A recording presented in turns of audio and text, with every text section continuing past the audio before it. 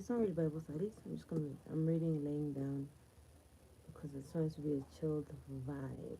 You know what I'm saying? So basically, this is just the first book. It's actually a kids edition that has all the Bible stories with pictures and stuff, just like the way I love reading it. So I'm going to just read the Bible to y'all for all those that love kid stories and stuff. We're just gonna be doing that. And yeah, okay, so for starters,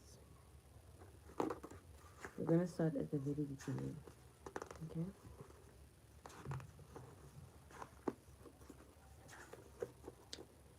Long, long ago, before time began, there were no rivers or mountains, or streams or hills.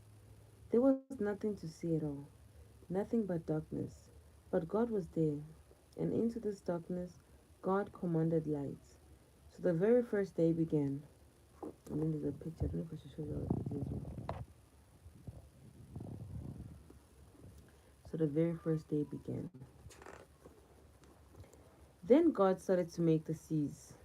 And in between the seas, He made dry lands. So we're all just living on water, covering it with all kinds of trees and plants. Over all this, God placed a dazzling sun to shine by day, and a shimmering moon to shine by night. He started the sky with billions of twinkling lights, and so the world began. Then God filled the seas with fish of many colors. He added creeping crabs, slay sharks, and huge wailing whales. Above the land, he made birds, soars and swoop, dip and loop. Beautiful butterflies, busy bees, and bursting bats filled the air. For the land area, God made animals of every kind. He made them of gallop and troop, loop and hoop. Then God created the first man and woman, Adam and Eve, trusting them to care for all the creatures. Everything was happy and contented. It had taken 6 days to complete this new world. God decided to rest on the seventh day, setting it apart and calling it the Sabbath, no longer perfect. In one in one special place, God laid out a garden for Adam and Eve to live in. It was full of lovely lush plants and fantastic flowers. Sparkling streams bubbled up from the ground, and every tree was covered with delicious fruit for Adam and Eve to eat. So many different types of animals lived in the garden, and it took Adam many hours to give each one a name. Adam and Eve lived happily in the Garden of Eden, caring for it, and creatures that lived there they had everything they needed. In the center of the garden grew a special tree. It was called the tree of knowledge. God made it very clear that this tree was different from all the other trees. You must not eat the fruit of this tree, God warned Adam and Eve. You can eat from all the other trees, but if you eat fruit from this one, bad things will happen. And for a time, Adam and Eve did as they were told. But there was a cunning snake living in the Garden of Eden who wanted to play a trick on Eve. Hello, Parash. One day, the snake saw Eve standing by the tree of knowledge. It slithered up to her, whistling softly.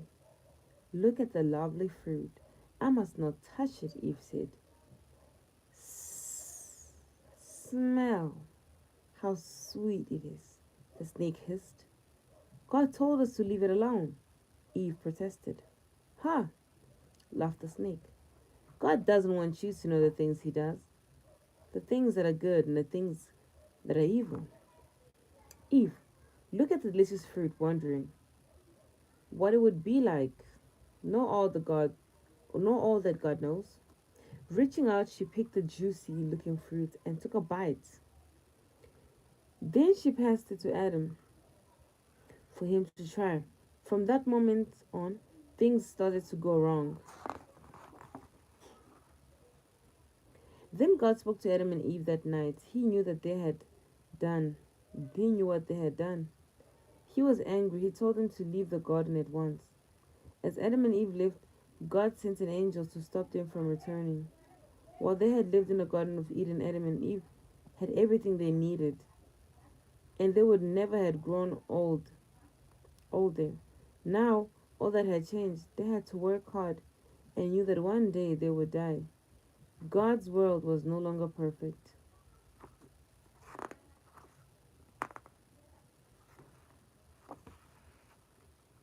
Isn't that sad? Like, two sons, Cain and Abel. After they left the Garden of Eden, Adam and Eve had two sons, Cain and Abel. As they grew older, Cain worked in the land growing food while Abel took care of the sheep. Because he was able to. I'm just kidding. One day, the two brothers decided to offer some gift to God.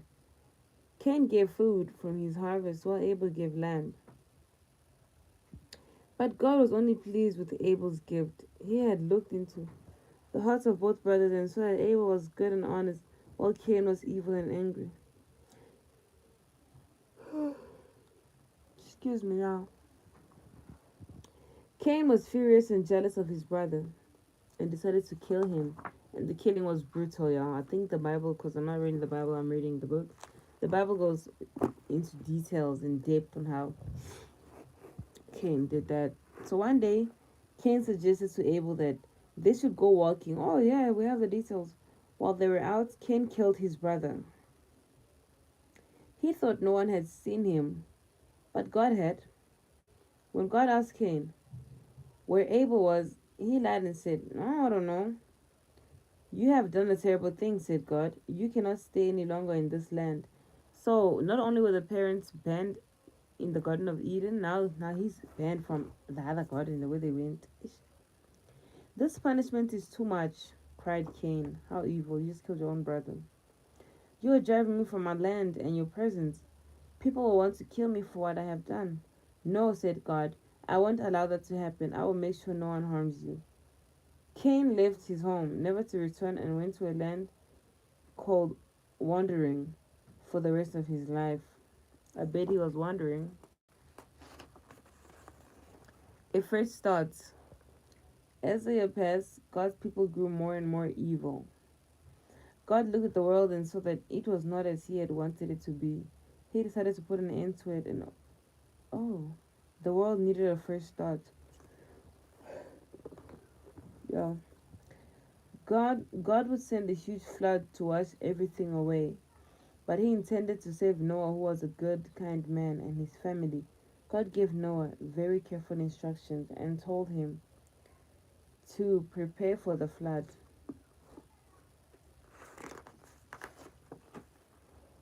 He told Noah to build an enormous boat called an ark. Everyone laughed at Noah because there was no open waters for miles, but Noah ignored them. Yeah, it is. You would laugh because, like, imagine somebody's building a boat and then somebody's building a boat and there's no ocean. Like, imagine you stay in Joburg and then somebody builds a boat. You see, where you going? Oh, you might take it to rivers, but like an ark. He told Noah to build an enormous boat called an ark. Everyone laughed at Noah because there was no open waters for miles, but Noah ignored them.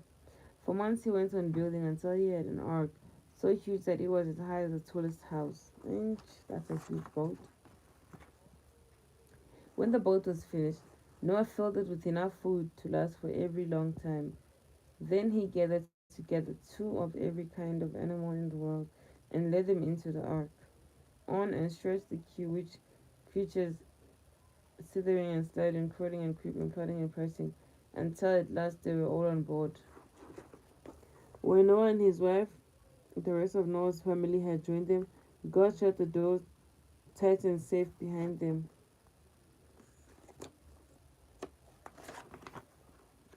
It began to rain.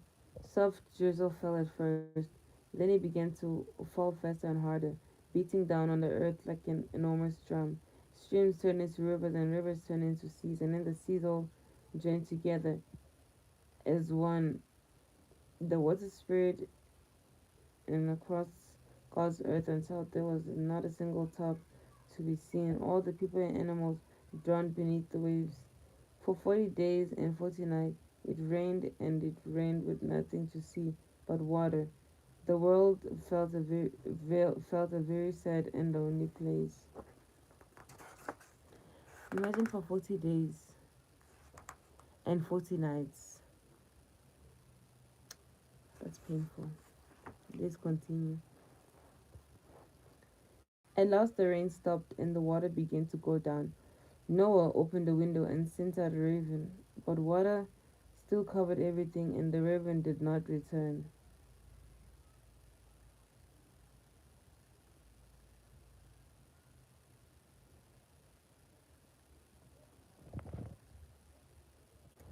Guys, if Noah sent out a raven and the raven did not return, and he had two of each on the boat, who populated the raven? Because we still have ravens until today. Eh, Noah waited a while, then released a dove, but it soon came back because the water was still too high.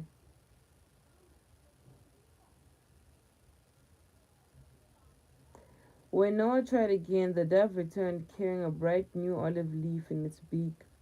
Noah knew that the water was going down and that plants and trees must be growing again. When Noah sent the dove once more, it did not return. The flood had completely gone. Noah opened the door of the ark and the animals poured out into the dry lands. Never again will I destroy all living things by a flood, God promised Noah. Whenever you see a rainbow in the sky, think of my promise and be sure that I will keep it. Whenever you see a rainbow, think of the promise God made and be sure that He will keep it. So we're going to end here today. We have read about 5 stories of the Bible, and that marks today's live. I appreciate you guys that joined. Thank you for watching. Continue to watch and subscribe for more videos like this. I love you guys for more lives like this. Good night and bye.